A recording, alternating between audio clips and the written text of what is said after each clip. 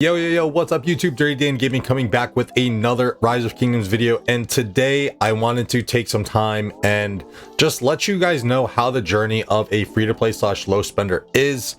I've given many shoutouts on a lot of my most recent videos. Guys, the free-to-play community, they are the backbone of this game. Yes, everyone is infatuated with the whales. Yes, they are very fun to talk about, but let us not forget about the free-to-play / low spenders. They are truly the backbone. These guys are the true grinders. I'm going to give you a little bit of insight as to my about 3-month journey on this account as a free-to-play / low spender. Talk about some of the things that I did and didn't do, and yeah, without further ado, let's check it out.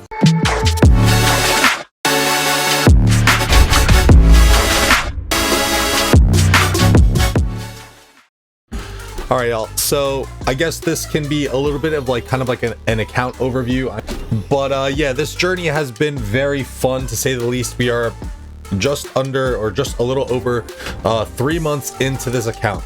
We did a jumper, okay? So we spent about the first week or so not within Kingdom 2581. If we want to back out here, y'all can see that our Kingdom Age is right here, 90 days. So we spent about 9 days on the jump process.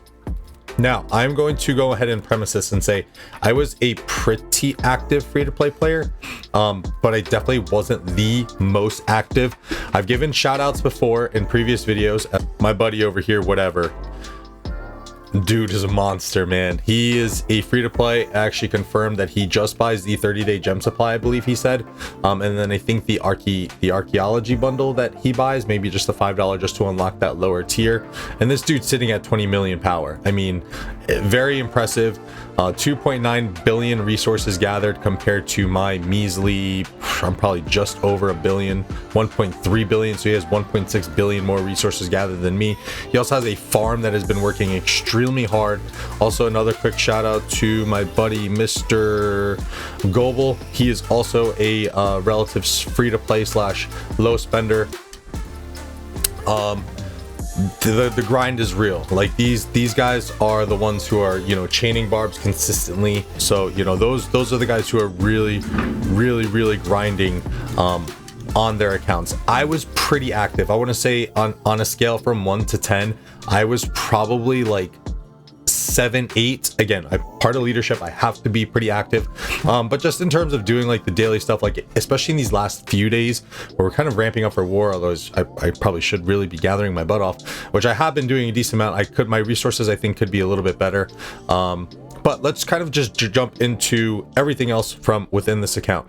So we have done 2 power pushes. We did 1 power push for building, and then we did another power push for troop training, and then we did a mini power push on research. So this is what my bag looks like at the moment. And what I actually want to do is, as we're getting ready for war and we're going to be popping a lot of buffs from this account most likely, let's just open all of our gems. And I did buy up to the gold chest on the King's Coronation, and then 30-day gem supplies, and that is it. I did not spend any more money on this account. Maybe and the Writer of History bundles, a couple of those. I didn't even pick them up to their fullest. I did not spin any Richard wheels. I am not going to spend YSG wheels. Again, this is more or less going to become a farm. I'm pretty comfortable with my commanders as of right now, but we'll go into that a little bit in a little bit on the video. But this is about the amount of gems that I think you can expect. Probably a little bit less, a little bit more. I have been obviously using gems for kingdom buffs, you know, using king skills and stuff like that. So a little bit more. I would say you could probably estimate probably 40,000 to 50,000 more gems on this. Probably about 150,000 as soon as you are heading into your KVK wartime.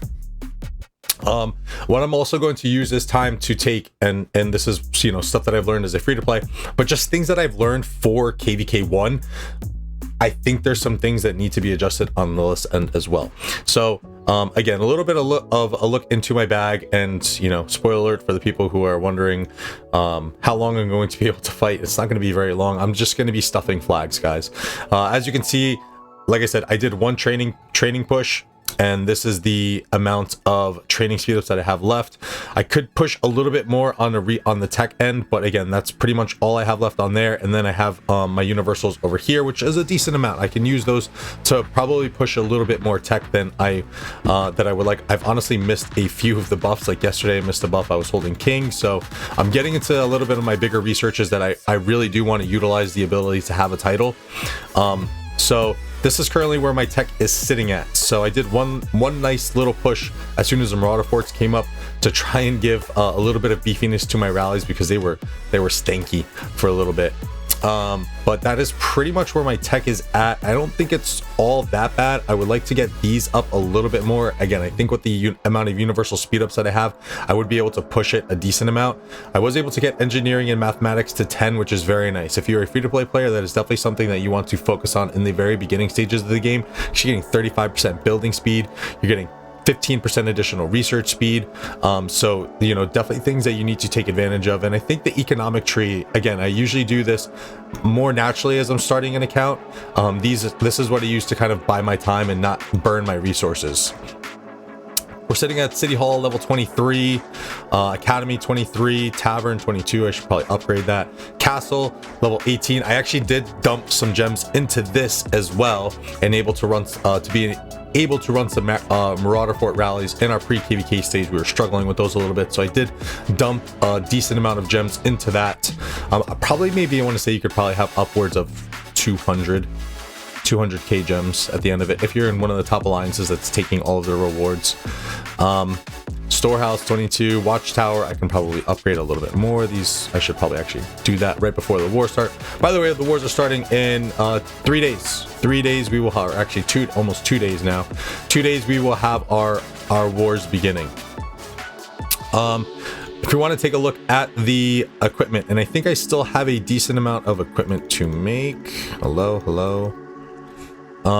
Yeah, so as you can see, I can still forge a purple golden age. I did not have the best luck with blueprints, in all honesty. So I can go ahead and probably open some more of these and make some more windsweeps. I can go ahead and make maybe one of the helms. But as I do on my main account, I really feel like, again, if you are even a low spender who's spending a couple bucks a week, this is so essential. I feel like without these, it's so hard, even still after the buff of giving us 15 materials per cycle. It's still extremely hard to manage equipment. So this is the best equipment that I'm going to be working with my Martel, and I think I don't even really have a really decent setup for a second set. Like, this is scattered, that's scattered, and that's pretty much it. I'm gonna go in and start making some more equipment right before the passes open in a few days, and I'm going to just be held back from gold at that point as well. I'm probably gonna have to use some resources for my bag. So while we're on this commander tab, one other thing that I learned as a free-to-play player is commanders are insanely stupid hard to work on. Like, even skill-wise for epics, and I think I mentioned this in a previous video, I actually just opened another 30 keys, and as you can see here, I mean, I only have 2 expertise. Joan is going to be done with this seasonal event. She's going to be finished up, as I'm going to be pairing her with Ethelfled on the field. But I mean, it is so hard to expertise commanders, even the epics at this point of the game. It's quite ridiculous. Kusunoki, who I was kind of banking on to be that pretty decent archer march, is only 5121. Like, it's insane. It really is nuts. My Lohar should be expertise, but I slacked on the Lohars. I mean, I've dumped a bunch of sculpts into Boudica to be able to run forts, to no avail. Hasn't really helped. Belisarius 5321. Like, it is really hard to max expertise, to expertise your epic commanders. Like, it is nuts. So again, when you are creating a new account. For those players who are new to the game, if you are catching onto this video, please take a min-max approach when you're even working on your epic commanders. Like Charles Martel, I dumped sculpts into him to make him 5511. Again, this is going to be a farm. I wouldn't really recommend that. I did state that in one of my videos that I would maybe even consider making Charles or dumping some universals into Charles as a free-to-play low spender. Don't do that. Do not do that, because you are still going to be limited. So what I also did on this account as well is I just made Mehmed 5511. I'm probably going to be pairing him up with Bjorn in the field. So I'm going to run Charles, Sun Tzu, and then Bjorn, Mehmed, and then I'm going to do Ethelflaed Joan as a mixed troop march, since I don't have really, I'm not going to be able to craft up all that gear, to be honest. So I'm kind of doing a little bit of patchwork, but yeah, don't take that advice that I said in a previous video. Save those sculptures for YSG, because even as I hoarded up here, because I just invested a lot into them, you see I had 165, and then you have to spin the YSG wheel. So you really got to be careful with how you're investing into your commanders, and also with the experience books as well. And what I wanted to do on this video as well, since we are a few days out from the pass, is we're going to use all of our books at this moment. Because I want to get a couple of these other commanders up to level 50. So Bjorn, obviously, who's going to be primary in the field. So actually Charles, Ethelflaed, Bjorn, and that's pretty much it. And even see here, you guys can see I'm going to struggle with getting multiple 6-star commanders for even epics. I don't even think we're gonna do Kusunoki just for the hell of it. Or actually, no, I'm going to do Belisarius, because I am at least at the very minimum going to be killing farmers with this dude. So even though he's not max and you don't have that benefit of the expertise, like even still, and I've been pretty diligent on doing forts, on doing barbs almost every day. Let's see if we're going to be able to get him up to 6-star. I think we should be able to. Oops. I think we should be able to. So even the stars, guys, too, with these epic commanders, it's very, very hard in the early game, and that will probably do it. I don't think we're going to be able to get another commander up to level, what was it? To 6-star. Sun Tzu I'm going to leave, because again I'm going to be running him secondary to Charles. Bjorn's going to be a primary. Ethelflaed's going to be a primary. So let's go ahead and let's try. Although honestly, the extra 3 points really won't matter for Charles. So if anything, let's go ahead and pump my man Bjorn up, because again, I don't think that the Charles one is really going to make that much difference with the extra 3 points. 1, 2 there. Yeah. Okay, so let's go ahead and bring him up, and then if anything, I'll do Belisarius, because again, I do want to kill some farmers, and we'll bring him up to 55 first, and then we'll do Belisarius as well up to 55, and then I think we might probably be it. Okay, all right, let's bring for the hell of it, let's bring Ethelflaed up to 55, hopefully. Nope. All right, so that's pretty much where you're at. I didn't really use too many books into Charles, to be honest. This is mostly just from grinding him with Lohar from the get-go, and then yeah, I'm able to get a few more 6-star commanders, and that's pretty much it. This is what I'm going to be running with primaries: Charles, Bjorn, Ethelflaed, and then a barb killing march with Belisarius. Speaking of commanders and talking about troop composition, this is where you're at. Again, you saw my training speed ups. I pretty much used everything that I could. I could probably, with this being a farm, and if you want to be a high contributor, right, for your KVK1, you could probably go ahead and take the route of just pumping more troops as opposed to pushing the research. It's really a hard balance that you're going to have to figure out, guys. I wish, you know, I did kind of take a skewed approach from this, knowing that this was going to be a farm at some point and just not really having the patience to really dig in as a free-to-play player. But you know, I think I could probably train another like 150 to 200k T4s and then still push my tech relatively well, but my only thing that's blocking me from doing so is the troop expansion. So unless I want to sit there and click, which, you know, I don't really want to do. I think for the most part that is it. We went over tech, we went over buildings, we went over troops, we went over equipment and commanders. As you can see, VIP level 10, I did dump some gems into that as well, so probably around 200k gems you can expect to have. From a free-to-play standpoint, I'm probably going to get a lot of slack from some free-to-play players on this video. Yeah, I tried, guys. I mean, I really did try to really kind of dig in and be a free-to-play. I did end up spending a little bit of money, but all in all, it was very fun. It was nice to get the insight of doing this, but I just want to take one quick second on saying, Lilith, what are you doing? It is 99 days. We are 2 days away from the pass, and there still is no YSG. Why is that? Why don't we have YSG even on my main account? Okay, even on the main account that I have, right? That's in 1781 right now. As we were going to KVK1, we had at least one wheel for this dude, okay? I didn't end up maxing him until like the end of KVK, but come on, man.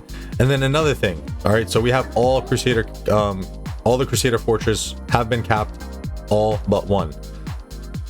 This is also, I think, another bit of a problem. Shout out to 83 who just took theirs. I'm pretty sure 79 is going to be able to take theirs as well. But if you are doing this and trying to make this game balanced, right? You're changing KVK 2 migrations. You're changing, you know, cross season migrations. The balance was never there, guys. The people are talking about balance and this and that. Look, if you have a kingdom who's lacking on some spenders, okay, and they are not able to get this stage 1 reward, they're out of KVK essentially. That's a 40% all damage bonus. Do you really expect a kingdom that does not have the ability to capture a ruined Crusader Fortress and miss out on this 40% damage bonus to fight effectively in KVK? Now, again, this might be a little bit of an outlier as there is just one kingdom left. They are going to capture it. I'm very confident that they are. 83 just capped theirs and they are lacking, I think their strongest player is 28 million. So it is doable, but I mean, we're almost, you know, 2 days away from passes. You know, the ticker on Past Glory is going to be ending soon. So I mean, all this talk about balance and it's all nonsense. Honestly, to me, it's nonsense, especially when I've been seeing this. I might get a little bit of heat for this video. It's a little bit more of a ranty video, 20 minutes long. Hope you guys enjoyed. If you haven't done so, please hit the like and the sub button below. As always, I love y'all. Enjoy the rest of, enjoy your weekend. Happy holidays. Oh, and shout out to International Anime Day. My Hero Academia jersey. I'm out. Have a good one, y'all. Peace.